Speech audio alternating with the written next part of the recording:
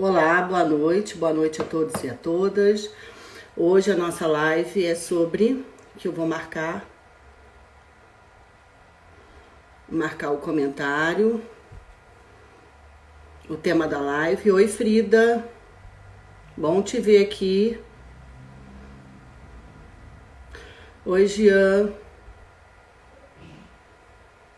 Valquíria.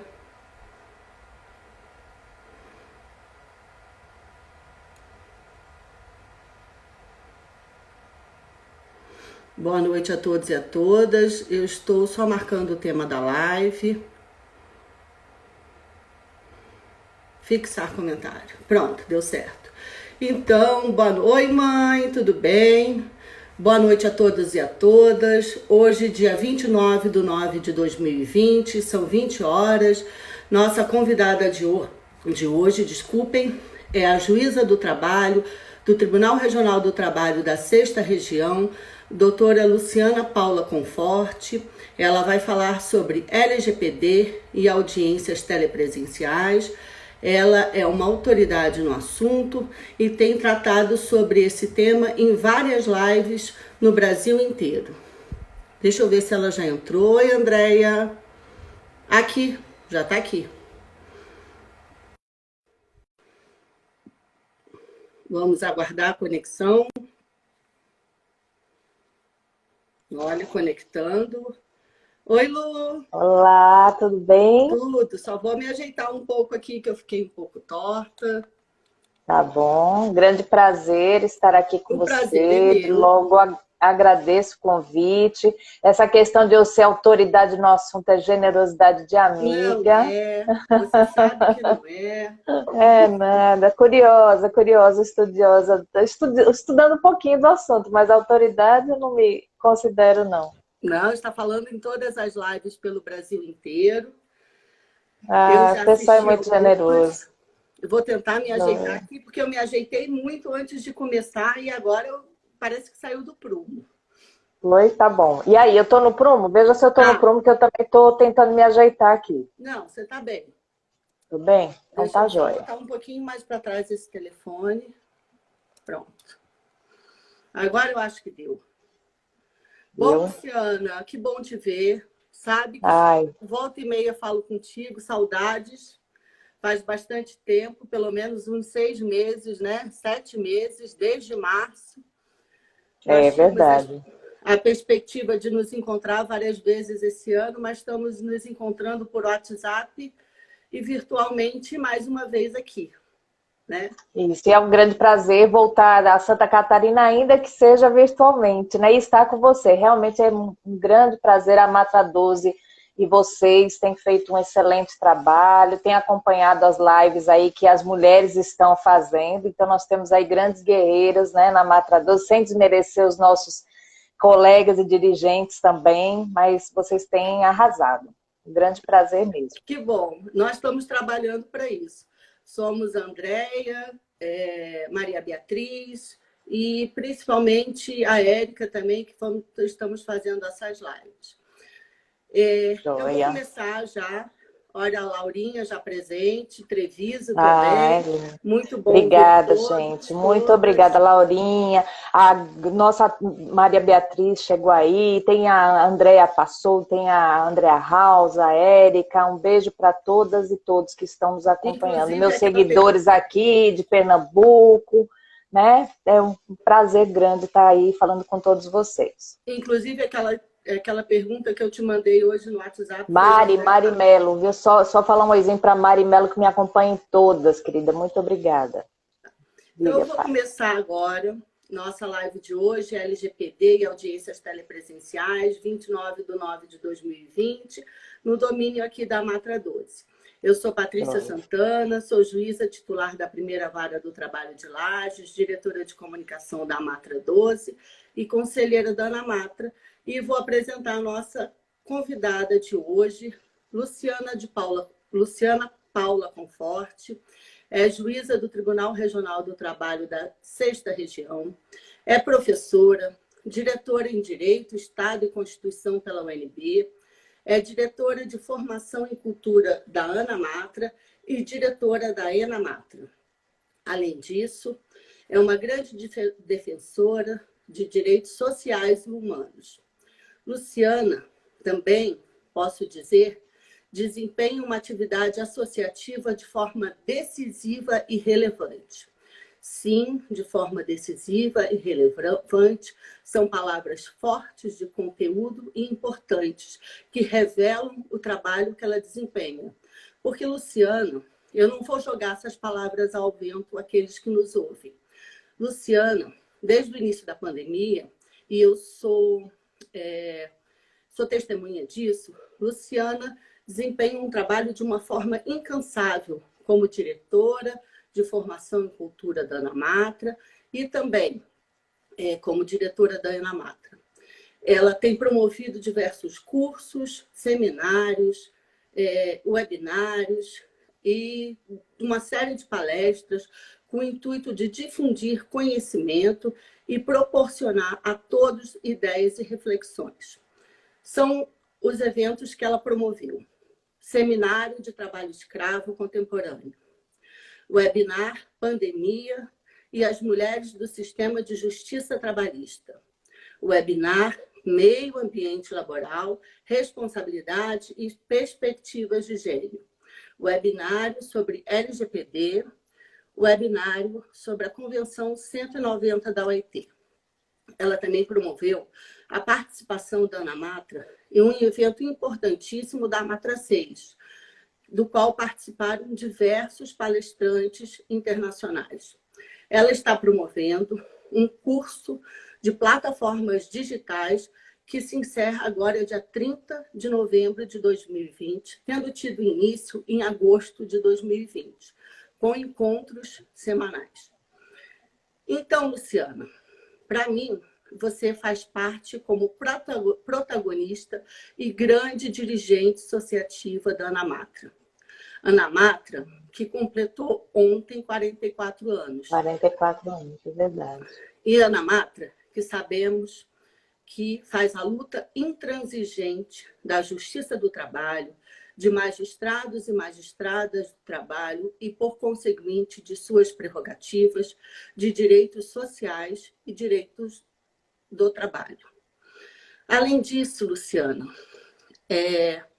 eu vou ler aqui algumas palavras de Luiz Antônio Colucci, vice-presidente da Anamatra. Ele disse: Luciana Conforte tem muito a dizer nesta noite.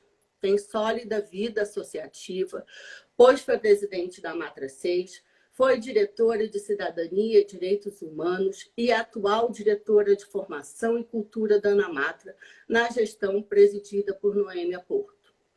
Além disso, é professora de Direito do Trabalho, doutora e pesquisadora nos principais temas que envolvem a justiça social nos dias atuais.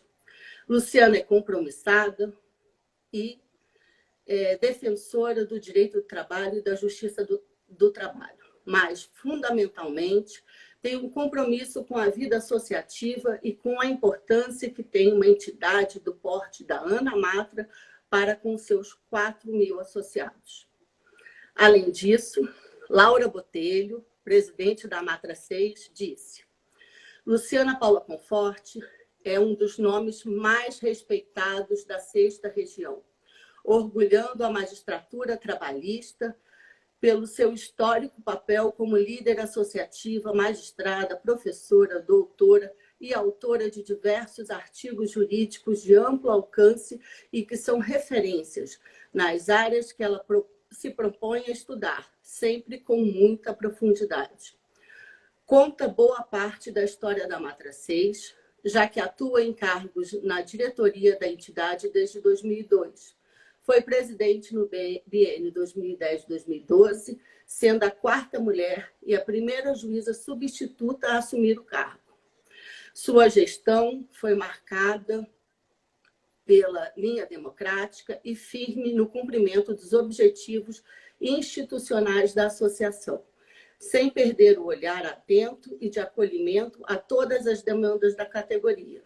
É uma natural criadora de pontes, com disposição para dialogar e construir as soluções a partir do debate coletivo e transparente.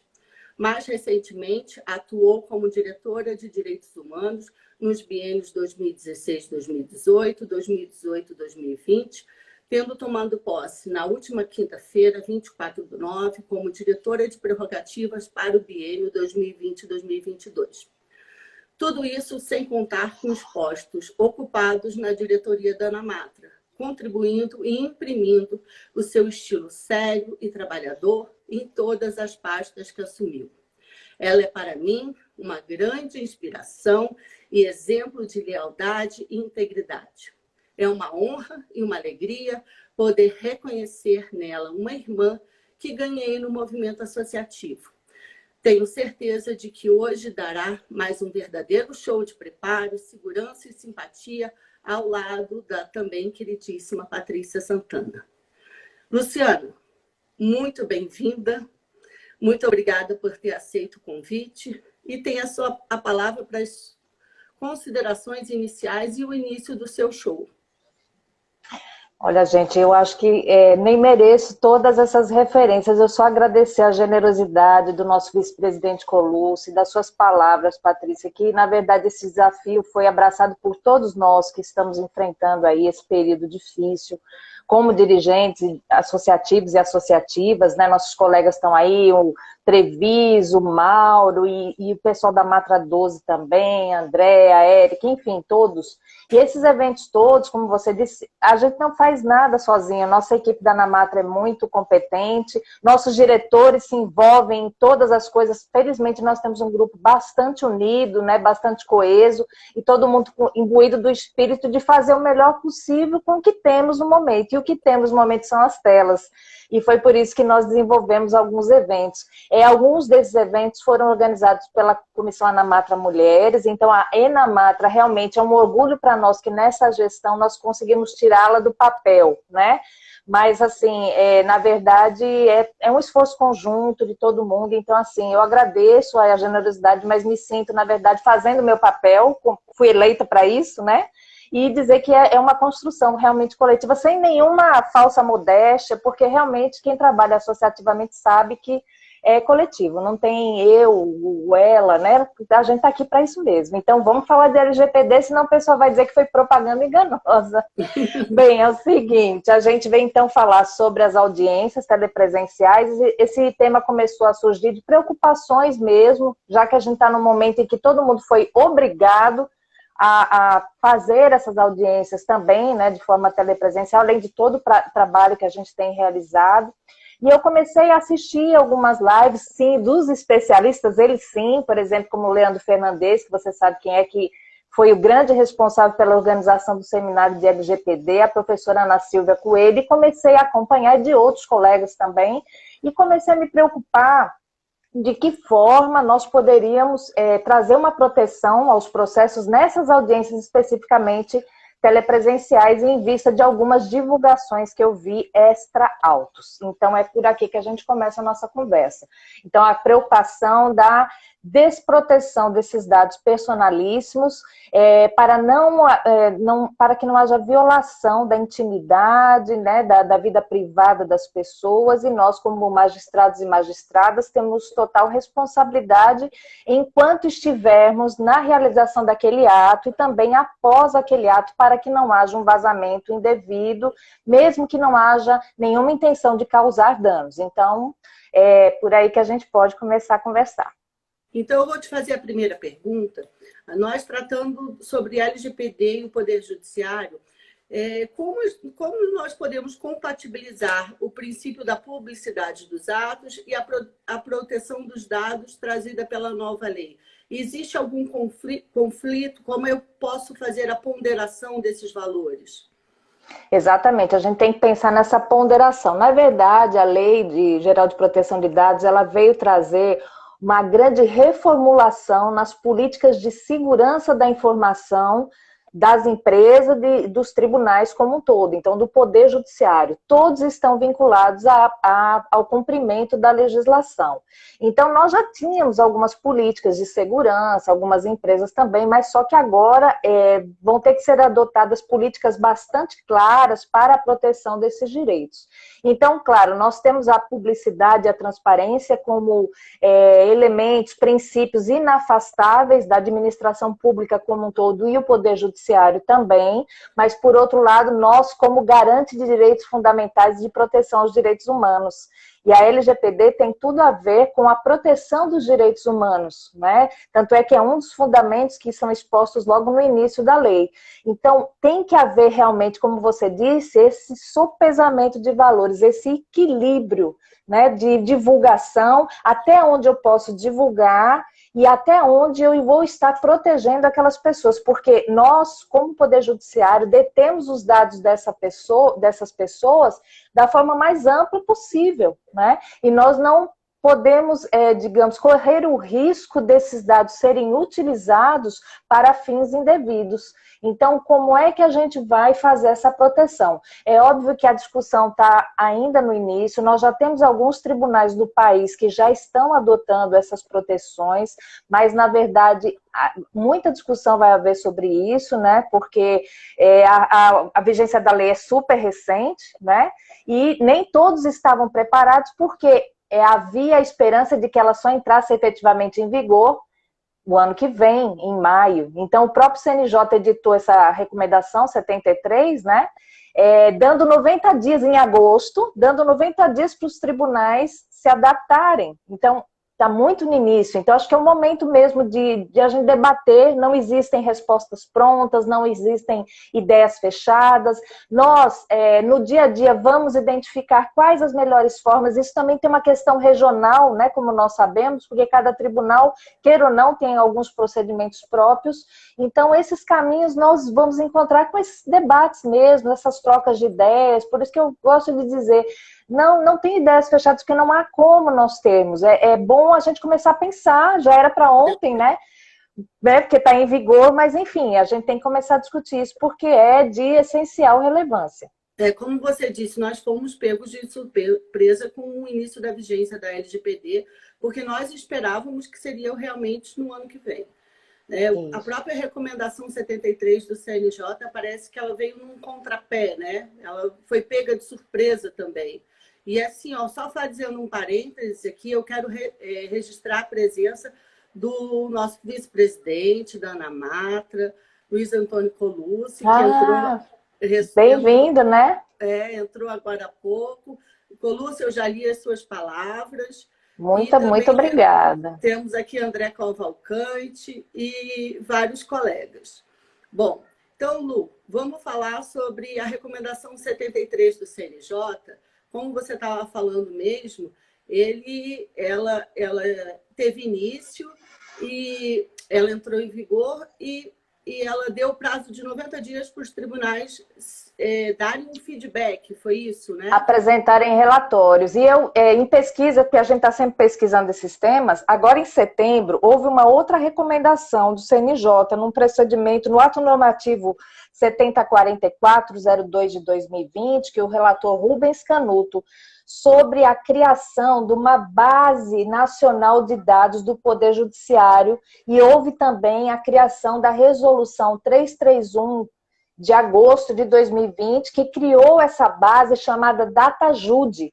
Então, veja que agora, então, vai haver uma padronização dessa base de dados. Eles colocaram como marco o início dessa migração, digamos assim, para essa grande base de dados que trará metadados a partir de janeiro de 2015, de processos baixados ou em trâmite, e fixando que, a partir de julho de 2021, os tribunais terão que fazer a migração desses dados, considerando códigos, vinculações às classes processuais, assuntos, movimentos, tabelas. Então, veja que é um grande movimento, realmente, como eu disse, é uma reorganização, uma reinvenção da política de dados, né, dos tribunais. E, como eu disse, alguns tribunais já estavam se adaptando. Vocês têm aí no quintal de vocês um grande exemplo, que é o Tribunal de Justiça de Santa Catarina, que começou em junho de 2019, inclusive a doutora Denise, né?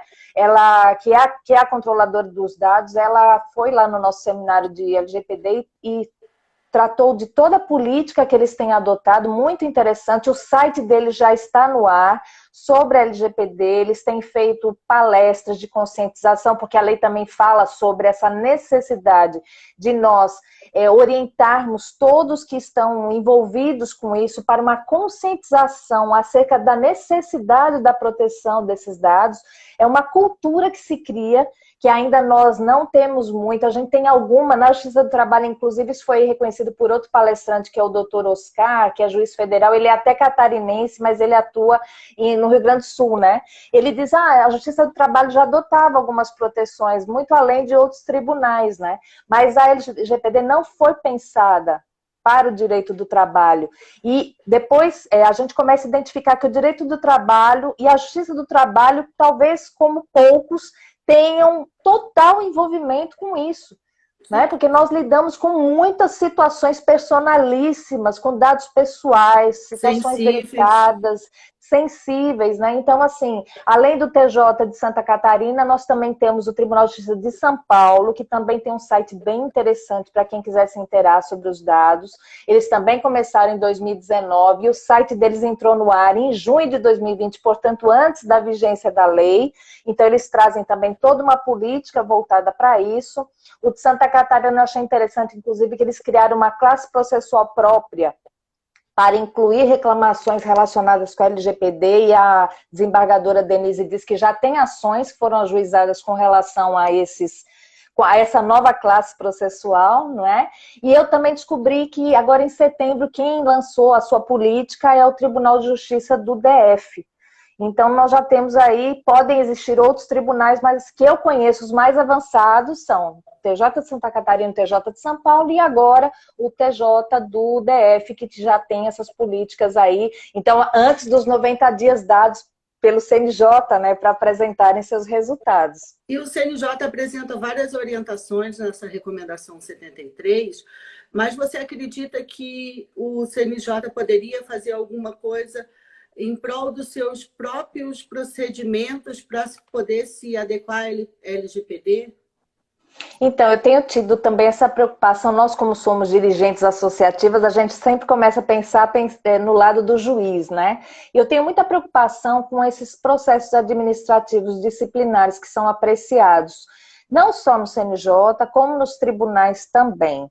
E o que eu identifiquei é o seguinte, é que pelo menos tem que haver uma padronização. Porque, por exemplo, há casos em que as notícias, né, quando saem sobre a abertura desses procedimentos, alguns já dizem o nome do juiz e tudo completo, o que foi, qual é a acusação e tal, e quando você vai fazer uma pesquisa pelo site de pesquisa de jurisprudência ou pesquisa normal, eu encontrei processos de juízes de 2008, que está lá até hoje o nome da pessoa, mesmo que o processo tenha sido arquivado. Então, há uma grande preocupação nesses casos com o direito ao esquecimento.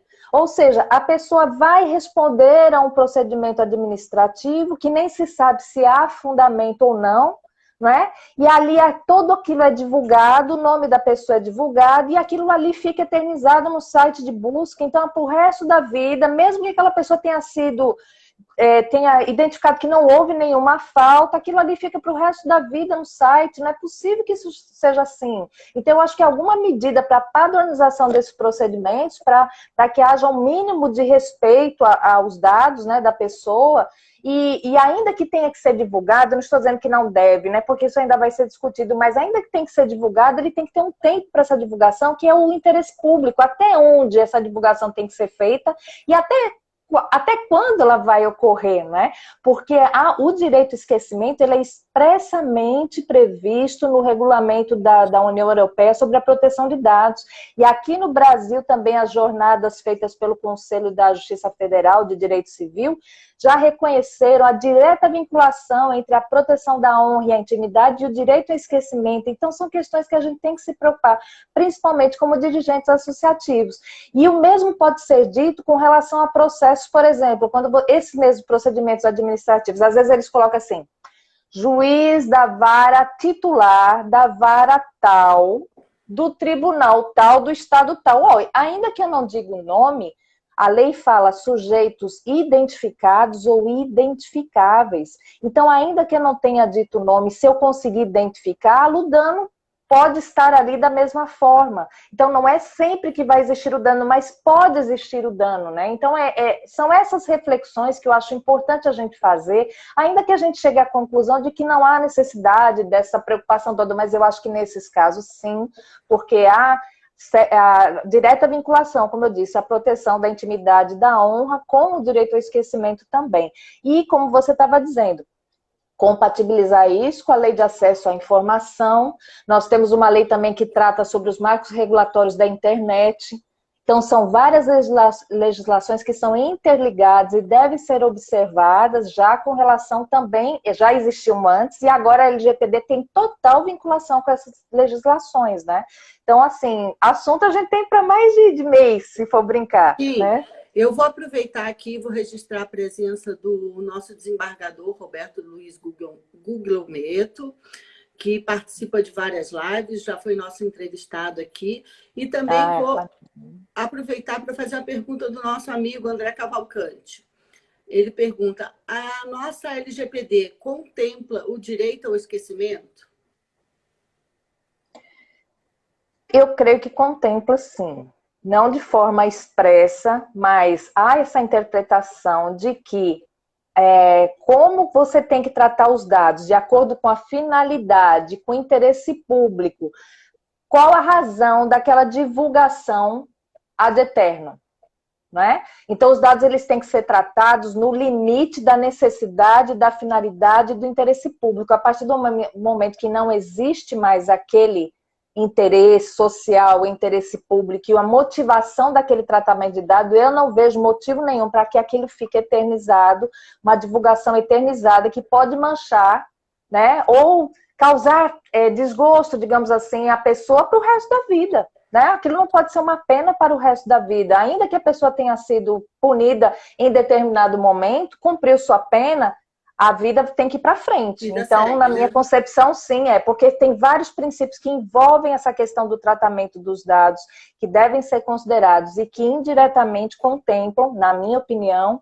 o direito ao esquecimento. Bom, mais uma pergunta então aqui, Lu. Os dados dos processos são patrimônio do tribunal, certo? Todo aquele detentor de dados, sem dúvida nenhuma, é um detentor de poder. Na medida em que esses dados são utilizados e são liberados, eles têm que observar a finalidade, principalmente. Eu te pergunto, então, como juízes e juízas do trabalho podem atuar de forma tranquila para evitar serem responsabilizados com a liberação dessa informação? Aí essa questão do patrimônio, né, o Tribunal de Justiça chamou assim, que os dados são patrimônio do tribunal. Foi a forma que ele encontrou para a proteção desses dados, como se fosse um patrimônio mesmo, né? Então, com todas aquelas amarras relativas ao patrimônio. Nas outras regulamentações que eu analisei, já não encontrei esse tipo de nomenclatura, digamos assim. Então, eu creio que foi o Tribunal de Justiça de São Paulo. De São Paulo que tratou dessa forma, como se fossem ativos do tribunal. Já outros tribunais não têm essa nomenclatura, mas eu creio que como o CNJ geralmente vai dar diretrizes gerais, cada tribunal vai adotar a forma que ele entender mais adequada à proteção daqueles dados, até por conta de plataformas, né, do tipo de coleta de dados que ele tem, de sistemas internos, de fluxos, né, de dados, então não chamam assim. Mas, como você disse, o juiz naquele momento, essa é a minha preocupação, né, voltamos à audiência, naquele momento em que nós estamos tratando aqueles dados, por exemplo, a audiência de instrução, principalmente por videoconferência, nós temos lá a qualificação de testemunhas. Até o histórico profissional das testemunhas é considerado um dado sensível. E a proteção é de dados cadastrais, biométricos, dados sensíveis, é uma proteção bastante ampla desses dados. Então, a partir do momento que tem lá na ata aquilo escrito e é uma filmagem daquilo, se houver aquele vazamento fora do processo, porque aqui é bom que a gente deixe bem claro que a proteção que a gente está falando, de todo esse cuidado, é para que não haja um vazamento extra-autos, porque para tratar os dados no âmbito do processo, nós somos autorizados por lei. Né? Mas quais os cuidados, então, que nós podemos tomar? Eu acho que essa questão da ata, dessa qualificação de testemunhas, é muito importante que nós tenhamos cuidado com essa filmagem, digamos ali, né, naquele momento, porque se houver um vazamento pode haver essa divulgação. O doutor Oscar, que foi nosso palestrante no seminário, deu um depoimento bem importante de um caso em que a testemunha relatou que contraiu uma doença pelo sangue no âmbito do trabalho, que era uma profissional da saúde, e aquele fato ficou retratado ali na ata, e nos julgamentos aquilo foi repetido com o nome da testemunha. A testemunha teve problemas depois para encontrar colocação no mercado de trabalho. Ela não conseguiu mais colocação no mercado de trabalho, porque todas as vezes que as pessoas pesquisavam em um site de busca o nome da pessoa, ficava lá constando do julgamento que ela tinha uma doença contraída pelo sangue, e ela, como uma profissional de saúde, não conseguiu, ela até entrou com ação em face da União. Então veja que é nesse sentido que a gente está falando, né? Então, toma muito cuidado com esses dados. Com relação também à divulgação, por exemplo, contradita. Só uma coisinha que me surgiu aqui, uma contradita. Já aconteceu comigo, não é um processo segredo de justiça, em tese não tinha nada, era um processo de horas extras de um supermercado, coisas do dia a dia, e de repente veio uma contradita de que a testemunha não poderia ser ouvida. E por que não poderia ser ouvida? Porque tinha um relacionamento amoroso com a reclamante, ambos casados, e ali estava tudo na ata, talvez uma situação que externamente não fosse conhecida, né? E como é que vai ter essa divulgação? Aquilo ali, se houver uma divulgação, pode haver um dano, né? E, então, assim, quais as cautelas você acha que a gente pode adotar numa audiência telepresencial? Você acha que nós devemos iniciar com um tipo de advertência do tipo assim, essa é uma audiência telepresencial, nada do que for gravado aqui pode ser divulgado, alguma coisa nesse sentido? Eu acho válida, porque partiria de uma certa conscientização também de nossa parte, né? Não que seja imprescindível que se faça, mas se há essa preocupação, todos ali podem ter acesso àquela gravação, inclusive PJ Mídias, né? Porque o vídeo fica disponível. Dizer, olha, essa gravação está sendo feita para fins estritamente processuais, não sendo autorizado a ninguém que está aqui fazer uma divulgação extra-autos. Talvez ali você já alerte, porque assim, às vezes, as pessoas fazem também muito sem pensar. Quando não há essa cultura, né, pode ser deliberado, mas pode também ser sem intenção, digamos assim, porque hoje nós vivemos um mundo da cultura, da rede social, e tudo se expõe, tudo se divulga. Então, olha que bacana, participei hoje da minha primeira audiência, e bota lá um trecho do vídeo, de repente. E esse vídeo, de repente, como as audiências hoje estão sendo feitas dos locais mais inusitados possíveis, pode conter um meme, não é? Duram horas as audiências, então a gente já viu várias situações, passa alguém da família por trás, aparece um cachorro, a criança que chora, mas podem acontecer situações constrangedoras, que foi às vezes uma coisa rápida, ninguém prestou muita atenção, mas quando se divulga externamente, as pessoas podem identificar aquela situação desconfortável, digamos assim, aquilo haver uma divulgação que torne viraliza, né? Como a gente diz, às vezes nunca se sabe que vai viralizar, então aquilo pode causar um dano terrível. Então, acho que essa advertência, Patrícia, que você disse, seria uma boa medida. Eu não digo que seja obrigatória, mas eu acho uma boa medida, sim. E quais as providências, quais as cautelas que devemos tomar em relação à família, em relação a crianças e adolescentes, a proteção da família, da entidade familiar, de crianças e adolescentes? Então, Desde o Estatuto da Criança e do Adolescente, a gente vê que essa cultura de proteção, de divulgação de dados de criança e adolescentes já vem sendo observada. Por exemplo, quando eu fui fazer essa pesquisa nos sites de pesquisa para ver, por exemplo, assédio sexual, porque nós também temos muitos casos de assédio moral e sexual, que são situações muito delicadas e a pessoa já está na justiça para obter uma reparação, certamente ela não vai querer que, além de ter que expor aquilo no judiciário, na frente de advogados e advogadas, de magistrados e servidores, a comunidade inteira externa saiba o que a pessoa viveu, né? Então, eu fiz uma pesquisa sobre assédio sexual para saber como é que estava sendo essa divulgação. Geralmente não se faz a divulgação do nome da pessoa, às vezes se faz da empresa e se faz do número do processo. Sim, mas então com o número do processo a pessoa pode ter acesso. Sim, facilmente, então, né? Facilmente. Então, assim, já não é uma proteção muito bacana. Agora, com relação à criança e adolescente, eu vi um caso de um assédio sexual contra um adolescente, em que nem o número do processo foi divulgado, dizendo assim, por estar em segredo de justiça, o número do processo não vai ser divulgado. Entendeu? Então, assim, eu creio que essa questão de criança e adolescente foi uma cultura que já, queira ou não, a gente já caminhou bastante. Mas para outras questões ainda não. Assédio sexual, assédio moral, né? Outro dia, a morte de um trabalhador, assim, uma coisa assim, uma violência terrível que ele sofreu no Mato Grosso. Eu fiquei assim, Mato Grosso do Sul, eu fiquei bastante impactada, né? O trabalhador foi uma violência, foi uma brincadeira que resultou na morte e saiu todos os dados, o nome da pessoa, a mãe sendo entrevistada. Quer dizer, é uma coisa assim que eu acho que, no mínimo, a gente tem que ter cuidado, né, com a vida das pessoas, com a proteção desses dados e direitos personalíssimos, porque o Poder Judiciário, ele, como eu disse, ele detém, como você disse, um grande poder sobre esses dados, mas nós temos que ter consciência de que nós temos um poder dentro de um limite para uma certa finalidade. Isso não nos dá o direito de divulgação externa. E é claro, como eu disse, ninguém vai intencionalmente querer fazer essas divulgações, mas algumas proteções têm que ser adotadas, tem que haver essa preocupação, na minha concepção. Então, digamos assim, esse cuidado, a lei também fala em deixar anônimo, né? Então, assim, por exemplo, usar iniciais, quando for o caso.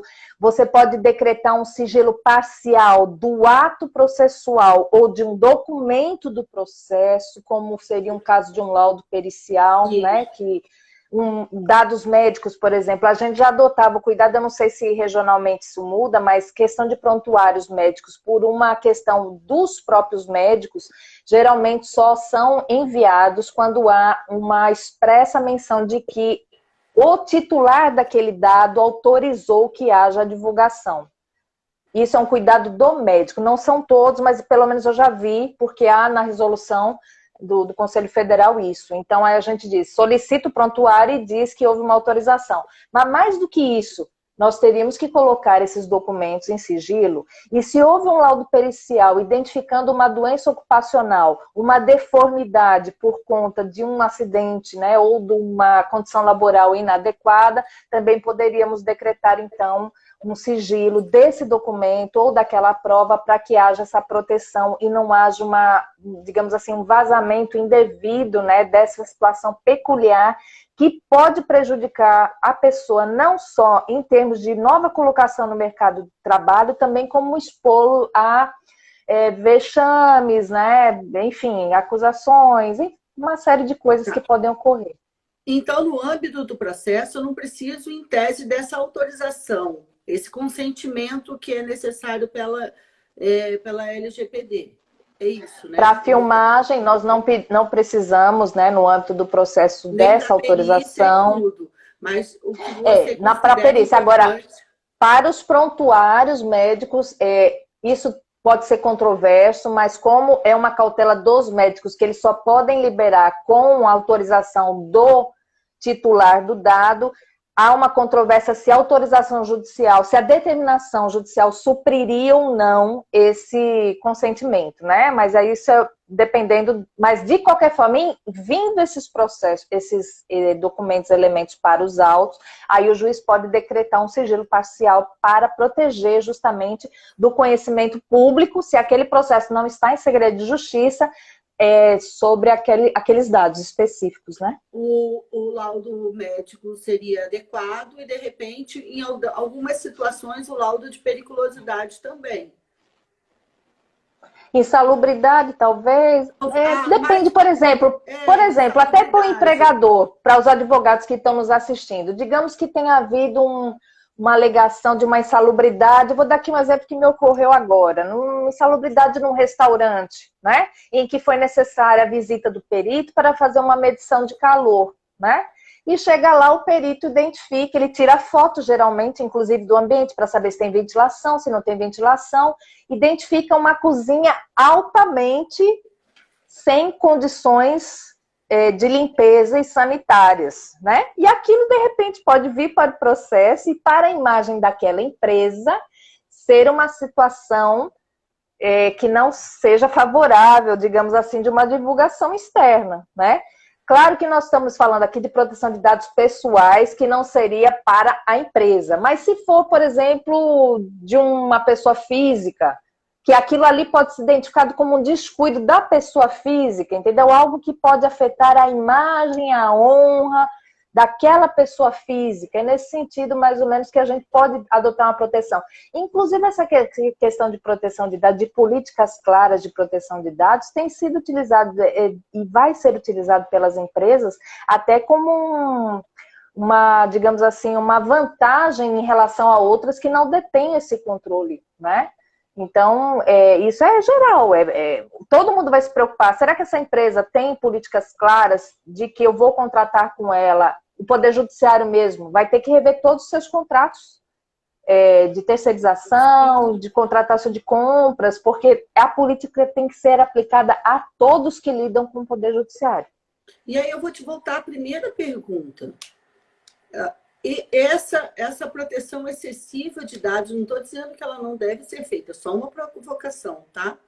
Não causa uma redução drástica numa transparência da administração pública e na publicidade da administração pública, que são essenciais até para o cumprimento dos princípios da moralidade, da pessoalidade. Como é que a gente vai chegar num meio termo em relação a isso? Não vai ser... Pode falar. Não, pode continuar.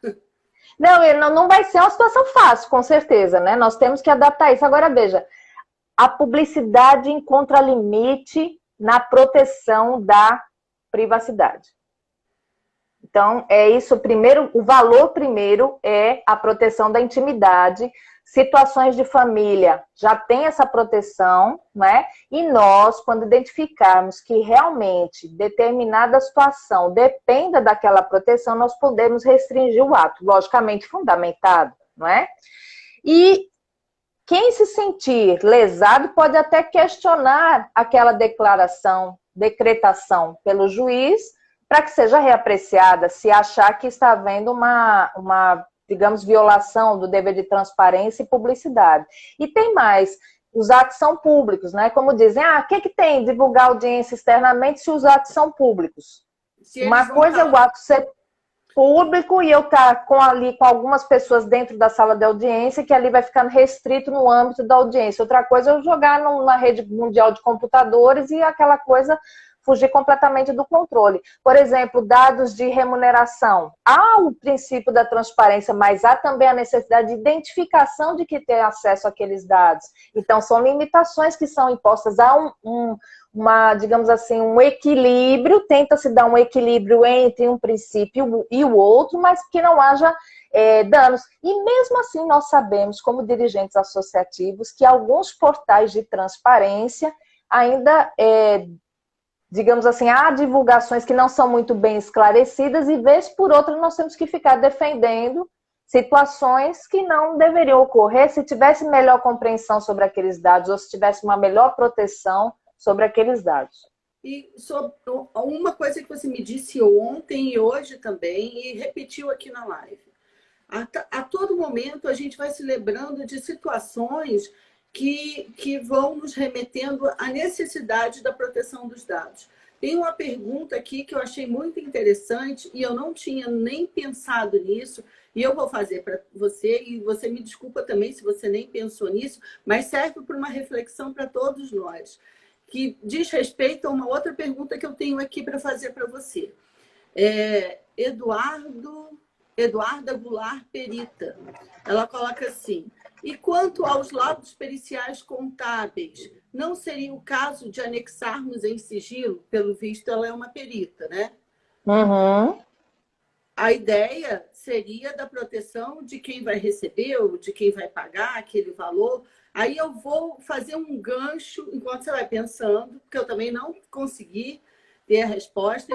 Nesse caso, se for um cálculo do processo judicial, a princípio eu não vejo essa proteção. Cálculo do processo, né? Eu não vejo essa proteção, exceto se ele envolver algum outro dado que possa denotar alguma proteção da privacidade. Por exemplo, a gente já tem a proteção, né, dada imposto de renda, de dados bancários. E é importante aqui a gente dizer que há uma proteção também dos dados, não só com relação a divulgações discriminatórias, mas também de divulgações que possam diferenciar a pessoa de algum modo. Digamos que com aquela identificação a pessoa seja conhecida através daqueles dados, identificada como uma pessoa altamente sucedida, uma pessoa que tenha muitas, enfim, referências e posses, e que talvez a pessoa não queira aquela divulgação externa por questões de segurança, por questões de dever de sigilo profissional, né? Então a gente tem que estar atento não só com uma divulgação que poderia gerar uma repercussão negativa em termos pejorativos, mas também uma identificação que possa levar ao reconhecimento daquela pessoa que talvez ela não queira que seja feito. Então, são dados, por isso que ele diz, são dados personalíssimos, né? Dados de direitos fundamentais que identificam a pessoa ou situações que às vezes ela não quer ver revividas, ter revividas. Tá. Né? E de uma forma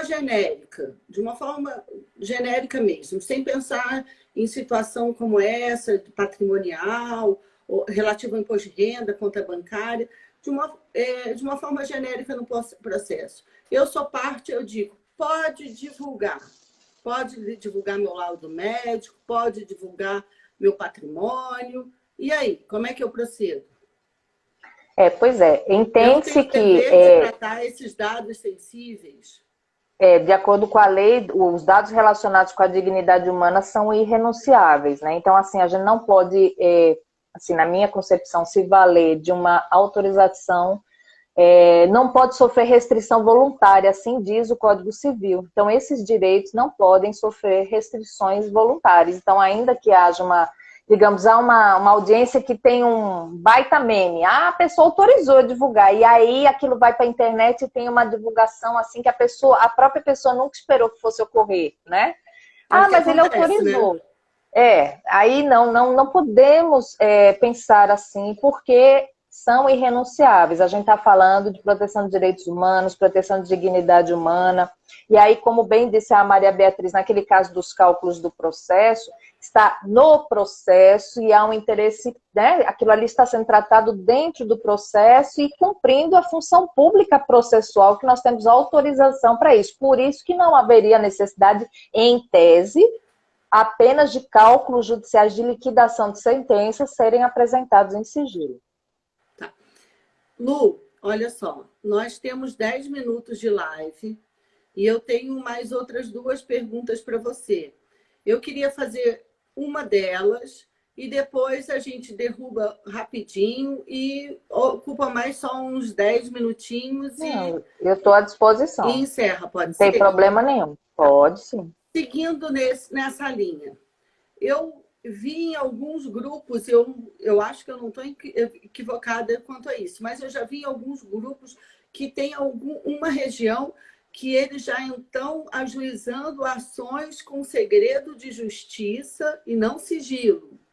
Porque é diferente. Com segredo de justiça, com fundamento na LGPD e dizendo que estão sendo tratados naquele processo dados personalíssimos, relativos à pessoa do autor. Então, como eu trato com esse segredo de justiça? Tem segredo de justiça? Na minha concepção, aí, se a gente fosse considerar, você pode entender por dois caminhos, vai depender muito do entendimento do magistrado, né? Entender por dois caminhos, que como ainda a lei está em vigor e não há uma política clara de proteção de dados, entender que aquilo...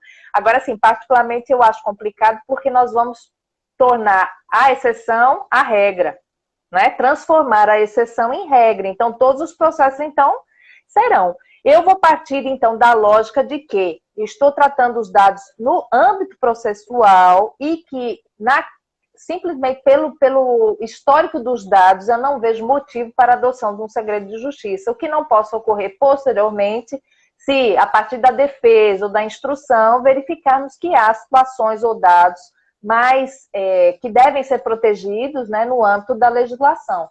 Então, já houve realmente esses pedidos, a colega lá da Bahia, a Edilamar, que falou, que já tem tido esses pedidos, sim, lá. Eu ainda não peguei nenhum, mas eu partiria dessa lógica de que os dados estão sendo tratados no âmbito processual e se não houver nenhum outro motivo, a princípio eu não deferiria. Mas, então, assim, não aconteceu comigo. Eu estou só adotando uma linha, né, uma linha de argumentação com base na legislação. Então, o que se faria seria atribuir sigilo para determinados documentos, tipo recibo salarial. Sim, sigilo parcial. Sigilo parcial, sim. Por exemplo, aqui ó, o Martin Costa Perícias, acho que é isso que ele fala aqui, ó. Ficha de registro de empregado. Pode ser, sim, uma proteção muito cabível, porque lá vai ter número de filhos, se a pessoa é casada, se não é, né? Dependentes. Ali tem todos os dados mesmo, sensíveis, digamos assim. Então, é um documento interessante para se proteger, né? Contra-cheque, já não sei, temos que pensar, né? Mas a ficha de registro eu já digo de logo. Eu creio que sim, porque lá você tem o histórico da pessoa, né? As questões de dados, de documentos, todos ficam na ficha de registro, né? Aí você pode dizer, o contra-cheque tem o CPF. É verdade. Mas é isso que eu digo, a gente vai ter que ter, a princípio, na minha concepção, um pouco de razoabilidade, senão nós vamos inviabilizar, talvez, como você disse, o princípio da transparência, da publicidade. Então, vai ter que haver uma compatibilização e nós vamos ter que fundamentar devidamente o porquê que estamos entendendo que sim ou que não, até que os tribunais adotem as políticas claras de tratamento de dados, os níveis de acesso aos dados. Então, enquanto nós não temos isso, nós vamos ter que, caso a caso, veja que importante esse debate nosso. E a cada debate que eu tenho feito sobre assuntos, surgem situações assim, da gente conversando, das pessoas participando, né? Então, como eu disse, não há como ter ideias fechadas. A gente vai ter que debater, todo mundo se ajudando, pensando. É uma cultura que está se criando, é uma cultura importantíssima e nós fazemos parte da criação dessa cultura. Seria uma prevalência que se dá aos direitos fundamentais, em detrimento até da própria publicidade, da transparência e até sobre um aspecto econômico do que envolve o processo em determinadas situações. Eu já pensei também em situações do paradigma, em relação a registros de empregados, a dados do paradigma e dependendo do que se colocar na petição inicial e na contestação, esses dados também, em alguma medida, deverão ser protegidos. Como é que a gente vai proteger esses dados? Desculpe. Eu penso que vai ter que ter algum tipo de regra voltada aos advogados também para referência desses dados nas peças dos processos, porque se não for assim, todas as peças do processo elas vão ter que ser sigilosas também. Vai ser muito complicado. Eu tinha pensado nisso justamente, por exemplo, um pedido de diferença salarial, né, com relação a uma outra pessoa. Aí, de repente, esses dados são divulgados. Um alto executivo, um exemplo, sei lá, ainda que não seja. Sim. Né? Mas uma divulgação que pode realmente ser considerada um dado sensível. Isso são situações muito particulares que eu acho que vai ser caso a caso, sabe? E aquele equilíbrio, nós vamos ter que alcançar aquele equilíbrio mesmo. O que tinha feito a pergunta sobre a ficha do registro, ele disse, mas o CPF está desde a autuação. É verdade. Então, nesse contexto, né, o CPF, a gente vai dizer que senão vai ser tudo. Então, não pode, mas a ficha de registro eu já coloquei como uma no meu rol, de que assim como os laudos médicos, né, ou um laudo que exponha uma situação específica, já deveriam contar com essa proteção. Algo que a Andréa Passo fez referência para mim hoje, que é muito importante, do juiz observar na sentença de evitar transcrever o laudo médico ou alguma conclusão. E ele fazer referência apenas, já que você vai botar o laudo médico ou o laudo da insalubridade no sigilo, você fazer referência apenas ao ID. Parágrafo tal, de ID tal, alguma coisa. Porque foi o caso que eu te disse, daquela funcionária que teve uma doença contraída pelo sangue, né? E justamente começaram a descobrir porque constavam dos julgamentos o nome dela, que ela tinha dito, a testemunha, né, senhora Maria, não sei, que tinha contraído, então constava exatamente toda a identificação dela e da doença. E aquilo ali, em sites de pesquisa, acaba saindo, porque estão nos julgamentos, a sentença disso, o acórdão disso, e aquilo vai sendo repetido, né? Então, mas são coisas que a gente, às vezes, para deixar até a sentença mais clara, né?